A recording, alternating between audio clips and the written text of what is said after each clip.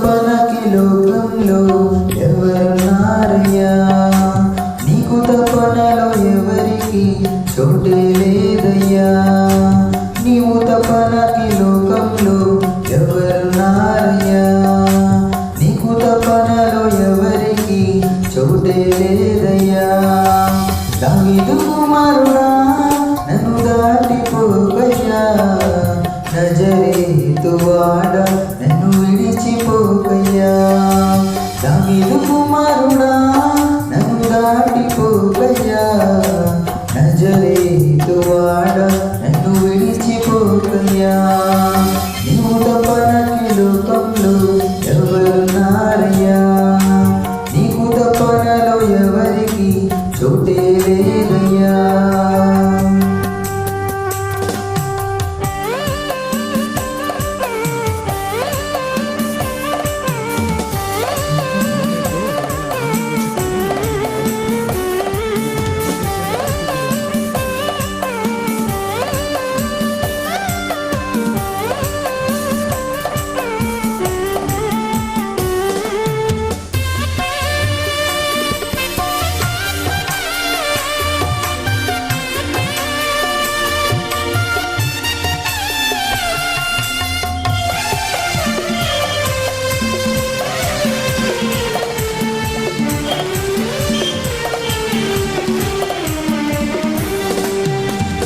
లోకమంతా చూచి నన్ను ఏడిపించిన, జాలితో నన్ను చేరదీసిన,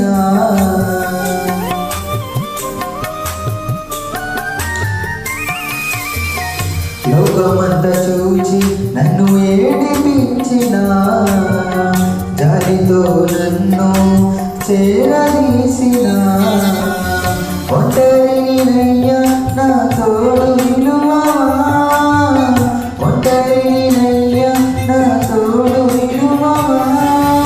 దావీదు కుమారుడా నన్ను దాటిపోకయ్యా, నజరేతు వాడ నన్ను విడిచిపోకయ్యా. దావీదు కుమారుడా నన్ను దాటిపోకయ్యా, నజరేతు వాడ నన్ను విడిచిపోకయ్యా. నీవు తపనకి లోకంలో ఎవరున్నారయ్యా? నీకు తపనలో ఎవరికి చోటే లేదయ్యా.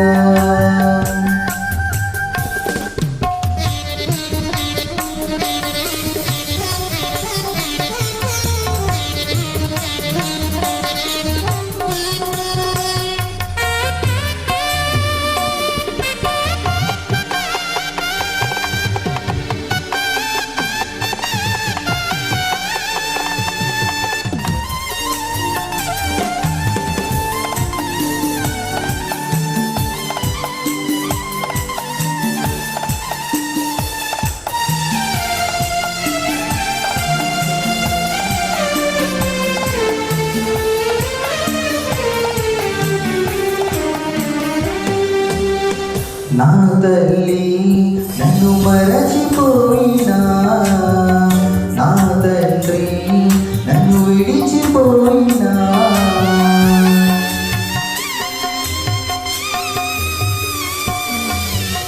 నా తల్లి నన్ను మరచిపోయినా, నా తండ్రి నన్ను విడిచిపోయినా, తల్లిదండ్రి నీవై నన్ను లాలించవా, తల్లిదండ్రి నీవై నన్ను లాలించవా.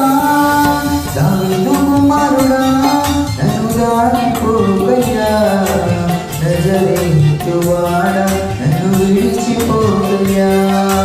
దావీదు కుమారుడా నన్ను దాటిపోకయ్యా, నజరేతు వాడ నన్ను విడిచిపోకయ్యా.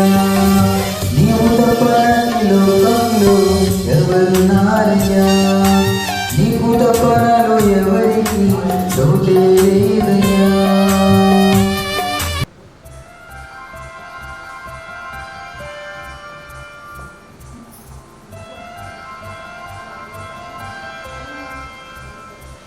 శుభాకర శుద్ధాకర విశుద్ధ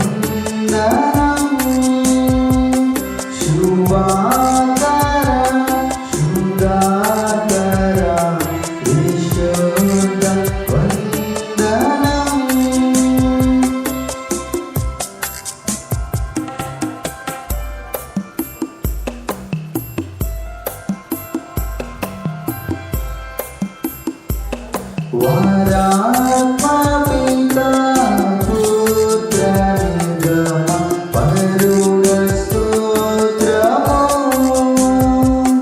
వారాత్మ పిత పుత్ర నిర్గమ పరుడ స్తోత్రము.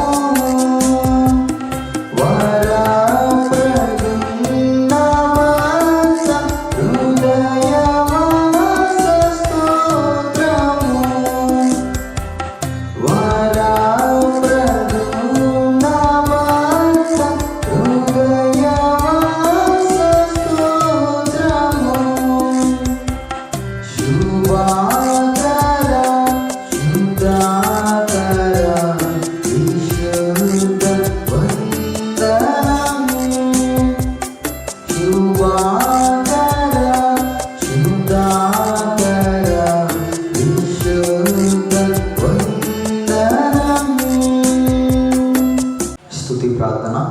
ఓ దేవా తండ్రిగాను కుమారుడుగాను పరిశుద్ధాత్మగాను ప్రత్యక్షమైన తండ్రి, నీ ప్రత్యక్షమితమైన నీకు అనేక స్తోత్రములు. ఇప్పుడు నా ఆరాధించు కృపా సమయము దయచేసినందుకు వందనములు. దొత్తులు పరలోక పరిశుద్ధులు నిన్ను స్తుతించున్నప్పటికీ మా స్తుతులు కూడా కోరుమంచి నీకు అనేక స్తుతులు. నేను కలిగేసిన సమస్త సృష్టిని బట్టి నీకు ఘనత కలుగుచున్నది. సృష్టి అంతటి బాటు మేము నీకు నమస్కరించుచున్నాము. ఆరాధన పడిన నీకు కీర్తికున్నట్లు ఇక్కడ విషయముని దీవించమని ప్రభు ద్వారా వేడుకొనుచున్నాము. ఆమేన్. ప్రియులారా, ప్రభునందు ప్రియులారా, మన మధ్య పరిశుద్ధ దేవుని సంధికి వచ్చినప్పుడు పూర్తిగా సర్వతంలో ప్రవేశపరము. మన పాప స్థితిని క్షమాపణ పొందడం మనకెంతో మేలు. మనము పాపం లేని వారమని చెప్పుకుని నడలా మళ్ళీ సత్యం ఉండదు. మన పాపములను మనం ఒప్పుకొని నడలా ఆయన నమ్మదరు మన ఇంటి మధ్యను కనుక ఆయన మన పాపములు క్షమించి సమస్త దుర్దిన పవిత్రులుగా చేయను. మన పాపం చేయలేదని చెప్పుకుని నడలా ఆయన ముందుగా చెవారు మోదము. ఆయన వాక్యం మన ఉండదు. తన కళ్ళకు ప్రహారం పొందినవాడు, తన పాపములకు ప్రాయశ్చిత్తం పొందినవాడు ధన్యుడు. యెహోవా చేత నిర్దోషించబడినవాడు, ఆత్మలో కపటం లేనివాడు ధన్యుడు. ఆమేన్. మన పాపమును ఒప్పుకుందు మాత్రం చెప్పండి. పరిశుద్ధుడైన ఓ దేవా, మేము మజను బట్టి నైజమును బట్టి పాపలమైన, తలపును బట్టి చూపును బట్టి పాపలమైన, వింటను బట్టి మాటను బట్టి పాపలమైన, ప్రవర్తన బట్టి క్రియలను బట్టి పాపలమైన నీ కృపను పొందుటకు మేము అయోగ్యులము. మమ్మను క్షమించుమని నీ కుమారుని పరిముఖముగా వేడుకొనుచున్నాము. ఆమేన్. ప్రియులారా, తండ్రి తన అప్రమితమైన ప్రేమను బట్టి విశ్వాసంగా పాపము క్షమించుచున్నాడు. శిక్షించు కష్టపడు మన పాపను జ్ఞాపకము చేసుకున్నాడు. అడిగినందుకు స్తుతించదము. తండ్రి, నీవు పరిశుద్ధుడవై ఈనందున పాపులను అసహించుకొనిసినది కానీ అట్లు చేయక చేరదీసి క్షమించున్నావు గనుక నీకనేక వందనములు. ఆమేన్. అందరూ శ్వాసప్రాణం చెప్పండి. దేవుడు ఆదింతము లేని దేవుడని నేను నమ్ముచున్నాను. ఆయన ప్రేమ, న్యాయము, పరిశుద్ధత, శక్తి, జ్ఞానము, జీవము, స్వతంత్రత, స్వాపకత్వము ఈ మొదలైన శుభలక్ష్ములతో నిత్యము మహా తేజోమహిమగా ప్రకాశించుచున్నాడని నమ్ముచున్నాను. యేసుక్రీస్తు ప్రభు రూపమునకు మనుషుడుగాను, అనాది స్థితిని బట్టి దేవుడుగాను సంచరించు దువ్యబోధల మూలముగాను, అద్భుతముకు ఉపకారముల మూలముగాను నా పాపములు, నా వ్యాధులు, నా శిక్షలు తన శుభ్రాణిపై వేసుకొని వర్ణమౌట మూలముగాను, ఆయన సమాధి నుండి మూడవ నాడు వెలుపలికి వచ్చి పరలోకమునకు వెళ్ళుట మూలముగాను తన నిజ స్థితిని ప్రేమను వెల్లడించున్నానని నమ్ముచున్నాను.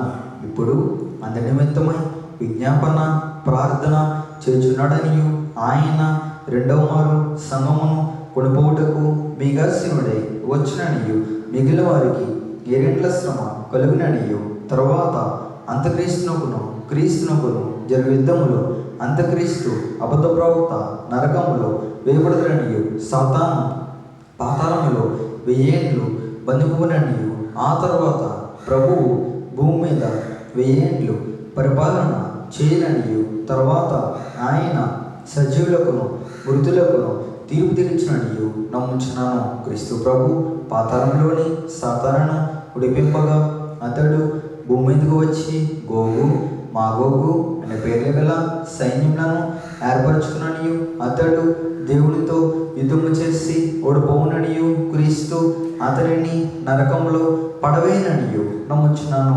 తర్వాత ఆయన అందరకును తీర్పు విధించనియు అవిశ్వాసులను నరకంలోనికి పంపివేయననియు నమ్ముచున్నాను. తుదకు భూమి మీద ఉన్న పరిశుద్ధులందరూ ఏక సంఘముగా దునుట వలన భూమి పరలోకంలో ఒక భాగముననియు క్రీస్తు ప్రభు పరలోకంలోను భూలోకంలోను ఉండుననియు నమ్ముచున్నాను. నేను పరిశుద్ధాత్మను నమ్ముచున్నాను. ఈయన తండ్రితోనూ కుమారునితోనూ ఏకదేవుడిగానే ఉండి పనిచేస్తున్నాడనియు ఈయన ఆవేశంలోనే దేవగ్రంథము వ్రాతలోనికి వచ్చినదనియు ఈయన వెలిగింపును బట్టి ఆ గ్రంథము అర్థమగుననియు తండ్రి దేశించిన రక్షణ అనగా కుమారుడు తన అమూల్యమైన రక్తం వలన గడిచిపట్టిన రక్షణ పరిశుద్ధాత్మయే విశ్వాసికి అందించిననియు నమ్ముచున్నాను. తండ్రి కుమారుతో పాటు ఈయన కూడా సమానముగా ఆరాధన నొందదగు దేవుడనియు నమ్ముచున్నాను. పరిశుద్ధుల సహవాసమును పునరుద్ధానమును జీవమును గలవని నమ్ముచున్నాను. ఆమేన్. నీవు బలిని కోరువాడవు కావు, కోరిని ఎలా నేను అర్పించుదును. దహన బలి నీకు ఇష్టమైనది కాదు, విరిగిన మనస్సే దేవునికి ఇష్టమైన బలులు. ప్రార్థన చేసుకుందాం. మహిమా ప్రభావములు కలిగిన మా పరమ తండ్రి, మా గొప్ప దేవా, నీ మహోన్నతమైన ఉన్నతమైన నామమునకు వందనములు స్తోత్రములు చెల్లించుకొనుచున్నాం. నాయనా, నీ యొక్క సన్నిధిలో నీతో సహవాసము చేసే భాగ్యము మా అందరకు దయచేస్తున్న విధానము కొరకు నీకే స్తోత్రములు. ఇంతవరకు పాటల ద్వారా, స్తుతుల ద్వారా, ప్రార్థనల ద్వారా, వాక్యం ద్వారా తోడే నడిపించిన విధానము కొరకు నీకే స్తోత్రాలు. నీ పరిశుద్ధ గ్రంథములోని చదవబడిన వాక్యములో మర్మమైన సంగతులను నీవే మాకు విపులముగా బోధింపచేసి మహిమను పొందమని వాక్యమైన యేసు నామమున వేడుకొనుచున్నాము తండ్రి. ఆమేన్. పరిశుద్ధ గ్రంథములో మనం గమనించినట్లయితే కీర్తనాకారుడైనటువంటి దావీదు గారు తన్ను తాను తెలుసుకొని ఆయనలో ఉన్నటువంటి పాపమును తెలుసుకొని తన్ను తాను శుద్ధి చేసుకొనొచ్చు ఆయన ప్రభువును అడుగుతూ ఉన్నాడు. నీవు నా నోరు నీ స్తుతిని ప్రచురపరుచున్నట్లు నా పెదవులు నీవు తెరువయ్యా అని దావీదు గారు దేవుణ్ణి అడుగుతున్నాడు. అంటే ఈ యొక్క దావీదు దేవుణ్ణి తన యొక్క అంతరంగముతోనూ, తన పెదవులతోనూ, తన నాలుకతోనూ, తన అంతరంగముతో ఆయన ఏం చేస్తున్నాడంటే స్తుతి చేస్తూ ఉన్నాడు. అయితే పెదవులతో చేసేటువంటి స్తుతి దేవునికి ఇష్టమైనటువంటి స్తుతి కాదు. మరి దేనితో చేయాలి అంటే అంతరంగముతో దేవుణ్ణి మనము స్తుతించే వారముగా ఉండాలి. అయితే ఇక్కడ దావీదు ఏమంటున్నాడంటే 16వ వచనములో, నీవు బలిని కోరివాడవు కావు, కోరిని ఎలా నేను అర్పించుదును. దహన బలి నీకు ఇష్టమైనది కాదు, విరిగిన మనస్సే దేవునికి ఇష్టమైన బలులు. దేవుని స్తోత్రం. ఏంటంటమ్మా? విరిగిన మనస్సే దేవునికి ఇష్టమైన బలంట. అంటే విరిగి నలిగిన హృదయముతో నీవు దేవుని సన్నిధిలో కనబడినట్లయితే, అటువంటి ప్రార్థన నీవు చేసినట్లయితే అదే ప్రార్థన దేవునికి ఇష్టమంట. కానీ ఈ యొక్క బలులైతే దేవునికి ఇష్టము కాదు. కనుక బలి కంటే ఇష్టమైనది ఏమిటంటే దేవుణ్ణి స్తుతించడము. నువ్వు ఎలా స్తుతించాలంటే విరిగి నలిగిన హృదయముతో దేవుని నీవు స్తుతించేవాడిగా ఉండాలి. కనుక దైవజనులు దేవదాసాయి గారు రాసినట్లుగా మనము ప్రార్థన చేసేటప్పుడు విరిగినటువంటి మనస్సు, నలిగినటువంటి మనస్సు, అటువంటి మనస్సు కలిగి ఎప్పుడైతే ఇక నాకు అన్నీ వదిలివేశాను, నన్ను ఆదరించేవారు ఎవరు కూడా లేరు.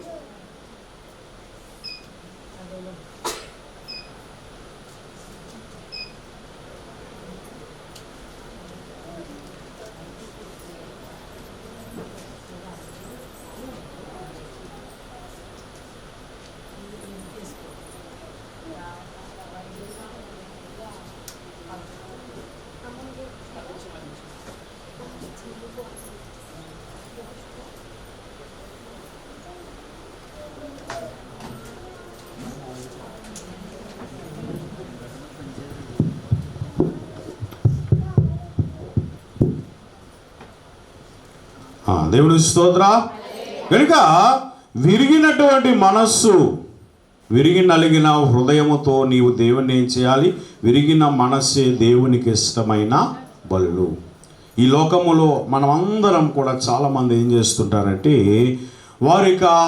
వారి శ్రమలను, బాధలను, అలానే రుణాలని తాళలేక ఎంతో విసుకుపోయాను, ఇక నా బ్రతుకు చాలిస్తే చాలు అనుకుంటారు చాలామంది. ఏమా? అటువంటి విరిగి నలిగిన హృదయము దేవునికి ఇష్టమైన హృదయం అట.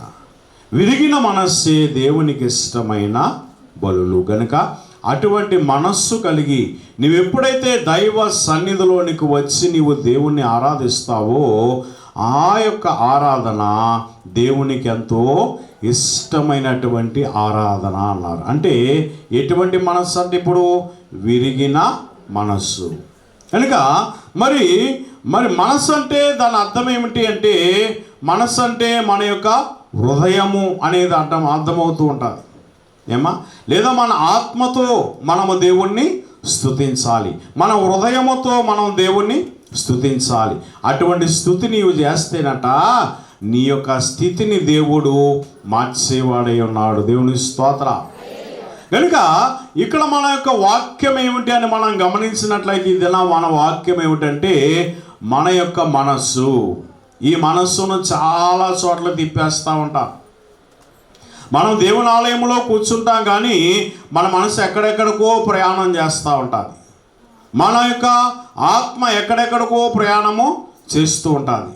మీకు అర్థమవడానికి ఎలీషా గారి కాలములో ఆయన యొక్క మనస్సును ఆయన ఎక్కడికి తీసుకొని వెళ్ళాడు అని మనం గమనించినట్లయితే రెండవ రాజుల గ్రంథము 5వ అధ్యాయము 26వ వచనములో మనం గమనించినట్లయితే, అంతటా ఎలీషా వారితో, ఆ మనుషుడు తన రథము దిగి నిన్ను ఎదుర్కొంటకు తిరిగి వచ్చినప్పుడు నా మనస్సు నీతో కూడా రాలేదా? ద్రవ్యమును, వస్త్రములను, ఒలీవ చెట్ల తోటలను, ద్రాక్ష తోటలను, గొర్రెలను, ఎడ్లను, దాసదాసీలను సంపాదించుకుంటకు ఇది సమయమా అంటున్నారు. అంటే ఈ యొక్క గేహజీ తన పడవైనటువంటి గేహజీ ఏం చేశాడంటే ఆ యొక్క ప్రవక్తను వదిలి ఆయన ఎక్కడికి పరిగెడుతున్నాడు? నయమాను దగ్గరికి పరిగెడుతున్నాడంట. ఎందుకు? ప్రవక్త ఏమో నీవు తీసుకొచ్చినవి ఏమీ వద్దని చెప్పి నయమానుతో చెబితే ఇప్పుడు నయమాను ఏమంటూ ఉన్నాడు అని మనం గమనించినట్లయితే ఆయన ఈ యొక్క గేహజీ నయమాను దగ్గరికి వెళ్ళి అక్కడ చక్కగా మాట్లాడుతూ ఉన్నాడు. ఏంటంటే ఆయన తీసుకొచ్చినటువంటి వాటన్నిటినీ కూడా తీసుకుంటానికి ఆయన ఒక మాట అంటున్నాడు 22వ వచనంలో, నా యజమానుడు నా చేత వర్తమానం పంపి ప్రవక్తల శిష్యుల్లో 2 యవనులు ఎఫ్రాయిము మన్యము నుండి నా యొద్దకు ఇప్పుడే వచ్చిరు గనుక నీవు వారి కొరకు 2 మణుగుల వెండియు 2 దుస్తులు బట్టలను దయచేయమని సెలవించుచున్నాడు అని ఎన్నో. ప్రవక్త అన్నాడా? చెప్పనమ్మా. ప్రవక్త అనలేదు. ప్రవక్త ఏమో ఇదిగో నీవు తీసుకొచ్చినవేమీ కూడా నాకు అవసరం లేదు, నువ్వు వచ్చిన మార్గాన నువ్వు వెళ్ళిపో అని చెప్పి ప్రవక్త చెబితే ఇప్పుడు ఈయన మనస్సు ఎక్కడ ఉందంటే ఆ యొక్క బంగారం మీదే ఉండిపోయిందంట. దేవుని స్తోత్రం. మరి బంగారం మీద ఉంటుందా మన యొక్క మనస్సు, లేదా దేవుడి మీద ఉంచాలా? దేవుని మీద ఉంచాలి. నీవు ఇక్కడే ఉండి ఎక్కడో ఆలోచిస్తే లాభం లేదు. ఏమా గనుక మన యొక్క మనస్సును ఎక్కడ ఉంచాలి, మన యొక్క ఆత్మను ఎక్కడ ఉంచాలి? నీవు దైవ సన్నిధులు ఉంటే దైవ సన్నిధిలో ఉంచాలి. అప్పుడే నీవు ఆయన యొక్క వాక్యమును వింటూ ఆ వాక్యమును నీలో భద్రపరుచుకునేటువంటి మనస్సును దేవుడు నీకు దయచేస్తాడట. కనుక దేవుని విశ్వాసులారా, మరి ఈ యొక్క గేహజీ చేసినటువంటి పని వలన ఆయన సంపాదించుకున్నది ఏమిటంటే, ఆయన ఆశీర్వాదాన్ని అయితే సంపాదించుకోలేదు, కానీ ఏం సంపాదించుకున్నాడు? నయమాను పోగొట్టుకున్న తెల్లని కుష్టమును సంపాదించుకున్నాడట. ఎందుకు? ప్రవక్త యొక్క మాటను ధిక్కరించాడు. మరి గేహజీ వెళ్తుండగా గేహజీతో పాటు ఎవరు వెళ్ళారు? ఎలీషా యొక్క మనస్సు వెళ్ళిందంట. అంటే ఆయన యొక్క ఆత్మను పంపించాడు. ఆయన శరీరం ఎక్కడ ఉంది? గుడారములో ఉన్నది. అలాగే మీ శరీరాలు ఇక్కడ ఉన్నాయి, కానీ మీరు ఎక్కడెక్కడో ఉన్నారేమో, కానీ మీ మనస్సును కూడా ఇక్కడే ఉంచండి, అప్పుడు మీరు ఆశీర్వాదకరముగా ఉందురు. కలిగి దేని విశ్వాసులారా, నా మనస్సు నీతో కూడా రాలేదు, నువ్వు పరిగెట్టుకుని వెళ్ళిపోతున్నావు, నా మనస్సు నీతో కూడా రాలేదా అని అడుగుతున్నాడు ఈ యొక్క ఎలీషా. కనుక ప్రవక్తలైన వారికి ఇలాగన తన యొక్క మనస్సును, తన యొక్క ఆత్మను తిప్పుకునేటువంటి స్థితిని దేవుడు దయచేస్తాడట. దైవజనులు దేవదాసయ్య గారు కూడా అట్టి ఆత్మ సంచార వరం ఉండేది. ఆత్మ సంచార వరం. ఆయన ఒక్కసారి 10 చోట్ల ఆయన సంచరించగలిగేటువంటి, వాక్యం చెప్పగలిగేటువంటి గొప్ప స్థితి దేవుడు దైవజనుల దేవదాసయ్య గారికి ఇచ్చారట. కనుక దేవుని విశ్వాసులారా, మరి దైవజనుల యొక్క ఆశీర్వాదము, ఆయన పొందుకున్నటువంటి దేవుని యొద్ద పొందుకున్నటువంటి గొప్ప ఆశీర్వాదం వలన, ఆయన చేసినటువంటి ప్రార్థన, ఆయన చేసిన సన్నిధి వలన ఇప్పుడు ఆయన ఈ యొక్క ఆత్మ సంచార వరము కలిగి ఉన్నాడు. అలానే ప్రవక్తలైన వారందరికీ కూడా దేవుడిట్టు గొప్ప ఆశీర్వాదాన్ని ఇచ్చేవారన్నారు. అంటే అందరి ఆత్మలో వెళ్తాయి, కానీ దైవజనులుగా అయ్యగారి యొక్క ప్రత్యేకత ఏమిటంటే, ఒక్కసారి 10 చోట్ల వాక్యము చెప్పగలిగేటువంటి ఆత్మ సంచార వరము కలిగి ఉన్నాడట. ఒక్కసారి 10 చోట్ల. అంత గొప్ప ఆశీర్వాదము దైవజనుల దేవదాసయ్య గారికి ఉన్నది. అలానే దేవుని విశ్వాసులారా, ఇలాగనే ఈ యొక్క ఎలీషా ఈ యొక్క గేహజీతో ఆయన యొక్క మనస్సును పంపించినట్లుగా మనం చూస్తున్నాం. ఇక మూడవదిగా మనం గమనించినట్లయితే చూడండి, సంఖ్యాకాండము 14వ అధ్యాయము, సంఖ్యాకాండము 14వ అధ్యాయము 24వ వచనములో మనం గమనించినట్లయితే,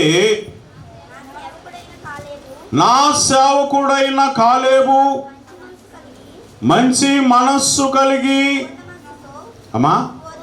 పూర్ణ మనస్సుతో నన్ను అనుసరించిన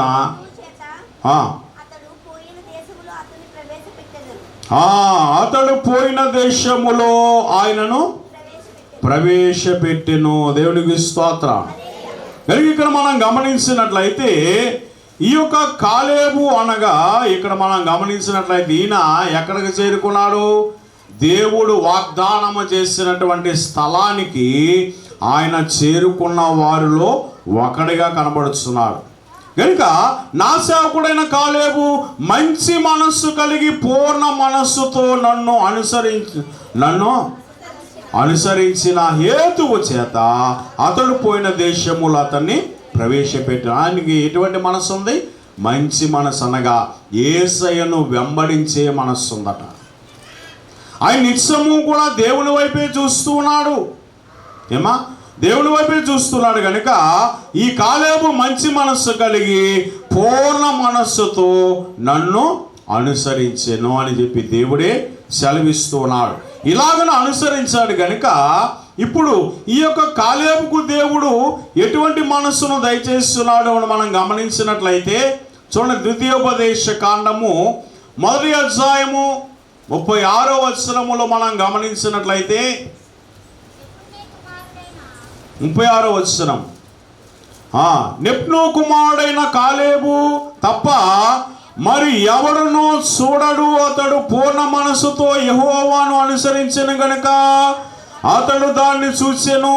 అతడు అడుగు పెట్టిన దేశమును నేను అతనికిని అతని సంతానమునకును ఇచ్చేదనని ప్రమాణము చేసెను. దేవుని స్తోత్రం. మరి ఈయన ఎటువంటి మనసు కలిగి ఉన్నాడు? ఇప్పుడు ఆయనలో ఎటువంటి చెడ్డ మనస్సు కూడా లేదు గనుక అతడు పూర్ణ మనస్సుతో యెహోవాను అనుసరించెను గనుక అతడు దాన్ని చూచెను. దేవుడిస్తానటువంటి దేశాన్ని ఈ కాలేబుకు దేవుడు చూపించాడు. ఆయన అడుగుపెట్టిన స్థలమంతటిని కూడా నేను ఆయనకు ఇస్తాను అంటున్నాను. ఎందుకంటే దేవుని యొక్క కృప చెప్పున, దేవుడిచ్చినటువంటి ఆజ్ఞ చెప్పున ఈ యొక్క కాలేబు నడుచుకున్నాడు గనుక ఇప్పుడు ఆయన ఏ దేశానికి చేరుకున్నాడు అని మనం గమనించినట్లయితే యెహోషువ గ్రంథము 14వ అధ్యాయము 13వ వచనములో మనం గమనించినట్లయితే చూడండి. యెహోషువ గ్రంథము 14వ అధ్యాయము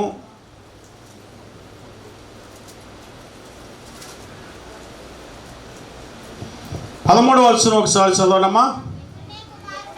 నెప్ను కుమారుడైన కాలేబు ఇశ్రాయేలు దేవుడైన యెహోవా నిండు మనస్సుతో అనుసరించువాడు గనుక యెహోషువ అతని దీవించి అతనికి హెబ్రోనును స్వాస్థ్యంగా ఇచ్చెను. దేవుని స్తోత్రం. ఎటువంటి మనస్సుతో ఆయన వెళ్ళాడు? నిండు మనస్సుతో వెళ్ళాడు. చాలామంది నిండు కృతజ్ఞతలు అంటారు.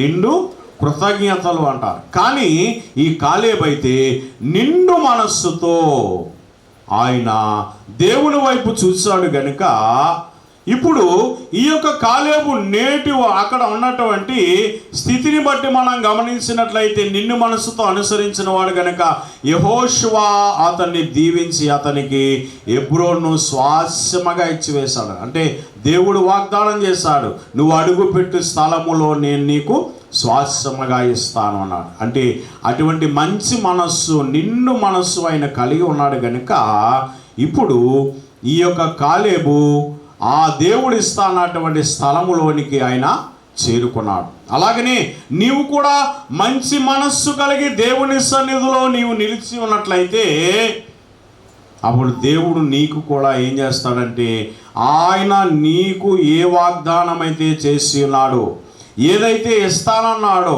ఎలాగైతే నేను నడిపిస్తానన్నాడో ఆ నడిపింపు చెప్పున దేవుడు తప్పనిసరిగా నిన్ను నడిపించేవాడై ఉన్నాడు. ఎందుకంటే నీ మనస్సును ఎవరి వైపు తిప్పాలి? ఇప్పుడు దేవుని వైపు తిప్పాలి.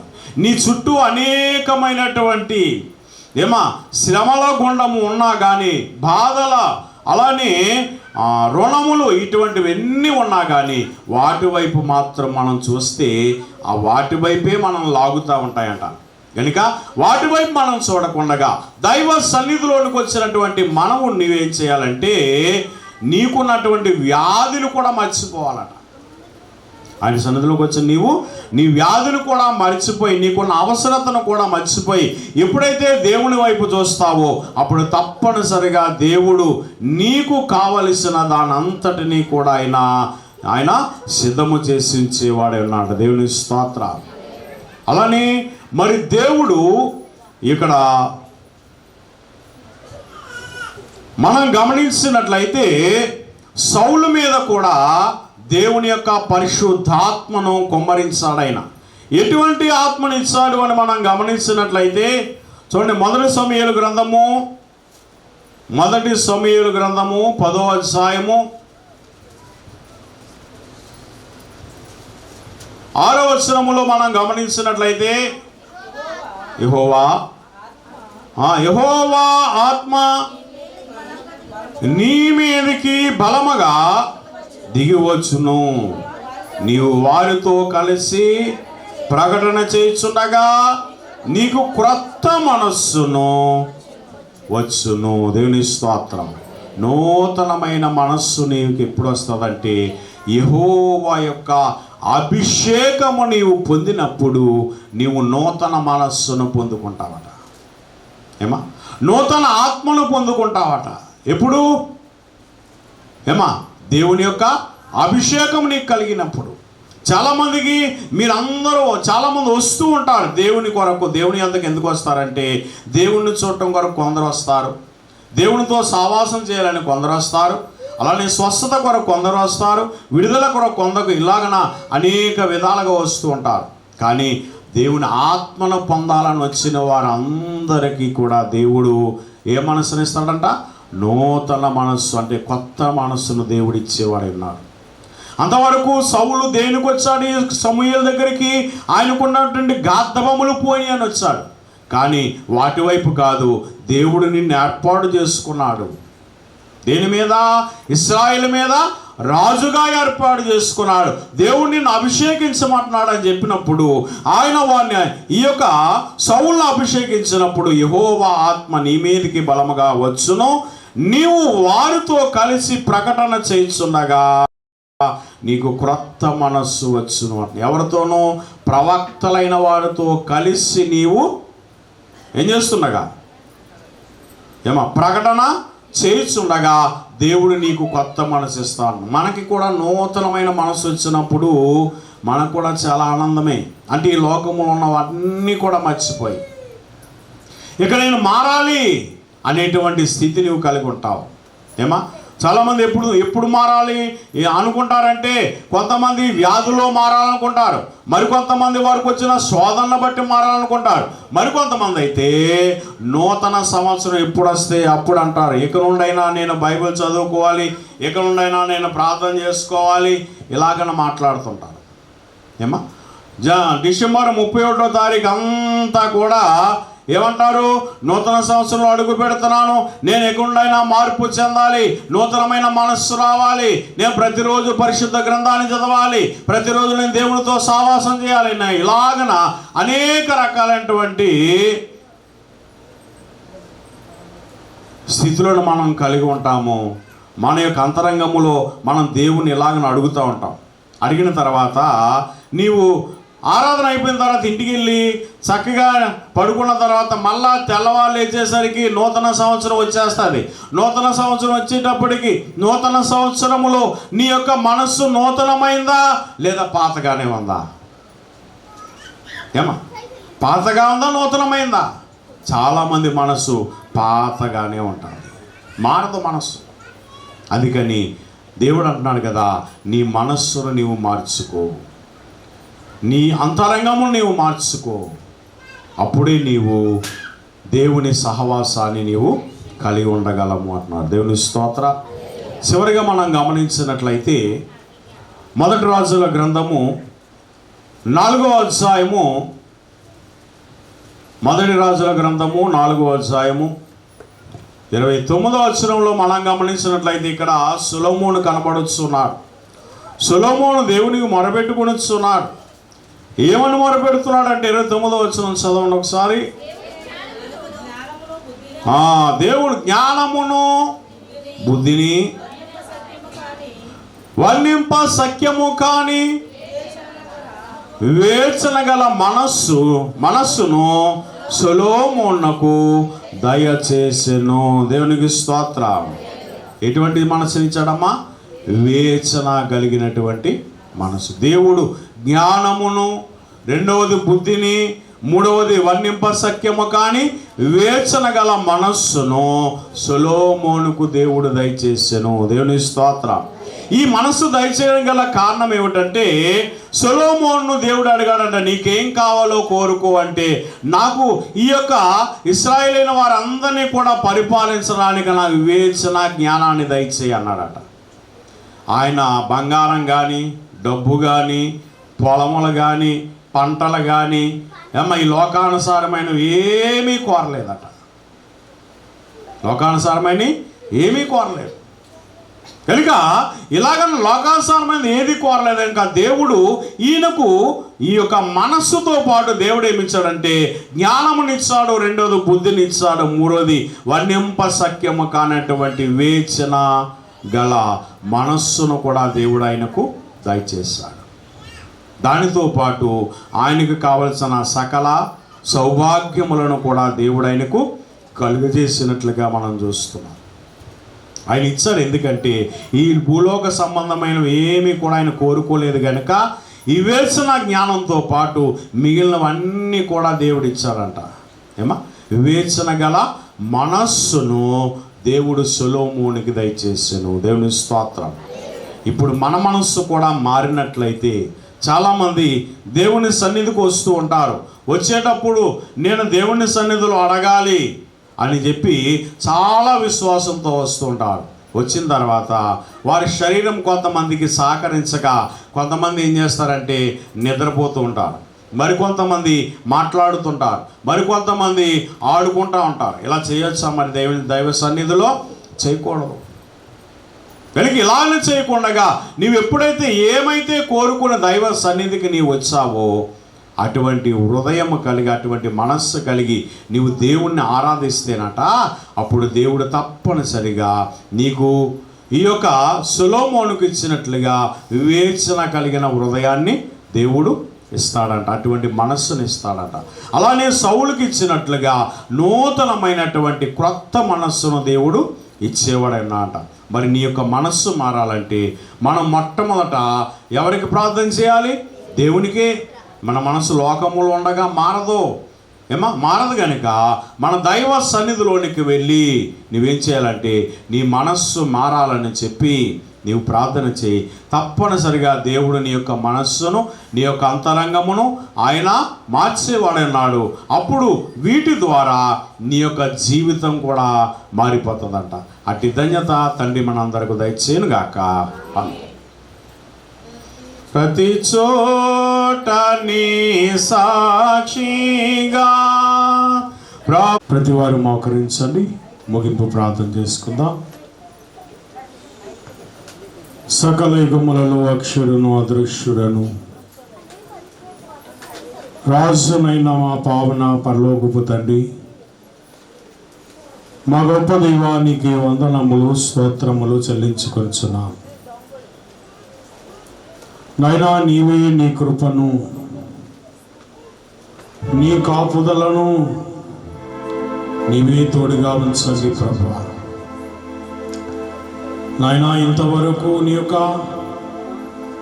పరిశుద్ధాత్మ శక్తిని పొందినటువంటి మేము ఎటువంటి ఆశీర్వాదములు పొందుతున్నామో, ఎటువంటి ప్రత్యక్షతలు పొందుతున్నారో నీవే మాకు బయలుపరిచిన తండ్రి, నీకే స్తోత్రాలు. దర్శన ప్రత్యక్షత, వాక్కు ప్రత్యక్షత, స్వర ప్రత్యక్షత, నాయనా ఇలాగన ప్రభువా అనేక ప్రత్యక్షతలను మాకు బయలుపరిచిన తండ్రి, నీకే స్తోత్రాలు.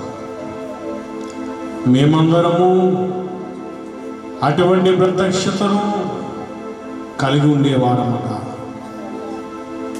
అటు ధన్యతను మా అందరకు దయచేయమని తండ్రి నీ పాదముల పట్టు అడుగుచున్నాను. యేసయ్యా, ఇంతవరకు విన్నటువంటి యొక్క వర్తమానమును మా హృదయములలో భద్రపరచి, నాయనా సౌలును ఎలాగనైతే పౌలుగా మార్చి నీకు ఇష్టమైన పాత్రగా ఏర్పాటు చేసుకుని నావు, అలాగే మమ్మందరినీ కూడా నీకు ఇష్టమైన పాత్రలుగా మేమందరము వాడబడే భాగ్యము, ధన్యత, ఆశీర్వాదములు మా అందరి మీద నీవే కుమ్మరింపచేసి మహిమను పొందమని మేమందరము నీ వైపు తేరి చూస్తుండగా ప్రతి వారి మీద నీ ఆత్మను కుమ్మరింపచేసి ఆత్మాభిషేకముతో మమ్మందరినీ దీవించి ఆశీర్వదించమని యేసు నీ మహోన్నతమైన ఉన్నతమైన నామమునకు వందనములు స్తోత్రములు చెల్లించుకొనుచున్నాం. యేసయ్యా, ఇంతవరకు నీ యొక్క సన్నిధిలో నీతో సహవాసము చేసే భాగ్యం మా అందరికి దయచేసావు. నీ యొక్క సన్నిధిలో ఒక్క దినము గడుపుట ఈ దినముల కంటే శ్రేష్టమన్నావు. అటు ఆశీర్వాదమును ప్రభా మా అందరకు నీవే దయచేసి బలపరిచి మేలు కలగచ్చేయమని పరమ తండ్రి నీ పాదముల పట్టడుగుచున్నాం. అలానే తండ్రి, నీవు మాకు ఇచ్చినటువంటి వర్తమానమును బట్టి నీకే స్తోత్రములు. నాయనిదిగో ప్రభా, విరిగిన మనస్సే దేవునికి ఇష్టమైన బలులు అన్నావు. విరిగి నలిగిన హృదయముతో నీవు అలక్ష్యము చేయమన్నావు. ప్రభా, నీకే స్తోత్రాలు. నాయన, అటువంటి విరిగిన మనస్సుతో ఎందరైతే ప్రభా నీ పాదముల యొద్దకు వచ్చి నాయన నీకు గోజాడుచు ఉన్నారు, నీకు మొరపెట్టుచున్నారు, వారి మొరను నీవే ఆలకించండి. ప్రభా, నీకే స్తోత్రములు.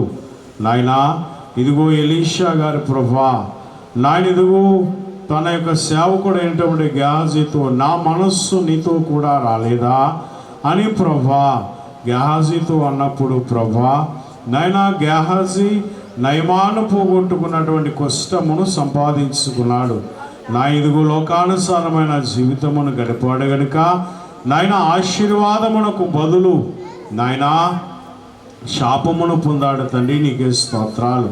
యేసయ్యా, మేము అట్టివారం వల్లే కాకుండా నీ సన్నిధిలో నిలిచినటువంటి మేము నాయనా ఇదిగో ప్రభా, నూతనమైన సౌలుకు ఎలాగనైతే ప్రభా నూతనమైనటువంటి క్రొత్త మనస్సును ఇచ్చినావు, అలాన్న మేము కూడా అటువంటి నూతనమైనటువంటి మనస్సును నీవు మా అందరకు కలుగజేసి మహిమను పొందమని తండ్రి నీ పాదములు పట్టు అడుగుచున్నాం. గొప్ప దేవానికి స్తోత్రము. నాయనా, ఈ వాక్యమునున్న ప్రతి బిడలోనూ ఈ వాక్యం నాటింపు చేసి ప్రభా నీ సన్నిధిలో ఎలా ఉండాలో, నీ సన్నిధిలో నీతో ఎలా సహవాసము చేయాలో అటు స్థితిని అటు ఆశీర్వాదమును మా అందరకు దయచేసి బలపరచమని అడుగుతున్నాం. అలానే తండ్రి, వాక్యం వినుచున్న వారిలో రోగులైన వారిని నీవే స్వస్థపరచండి ప్రభా. నాయనా, బలహీనులైన వారిని నీవే బలపరచండి. యేసయ్యా, నీకే స్తోత్రములు. రుణములతో అందరూ బాధపడుచున్నారు, రుణములను రద్దుపరచు నీ పాద సన్నిధన్నావు ప్రభా. అటు భాగ్యమును మా అందరకు దయచేసి బలపరచండి ప్రభా. నీకే స్తోత్రాలు. నాయన, మేమందరము నీ పాదముల యొద్దకు వచ్చి నాయనా నీ వైపు చూస్తూ నాయనా మేము నిన్ను వేడుకొనుచున్నగా వేడుకొనక ముందే ప్రార్థన వినియుంటివి దేవా అన్నావు. నాయనా, మా యొక్క మనవులు మేము చెప్పుకొనక ముందే నీకు తెలిసే అన్నవి గనుక నీవే నెరవేర్పునిచ్చి బలపరిచి మేలు కలగజేసి మహిమను పొందమని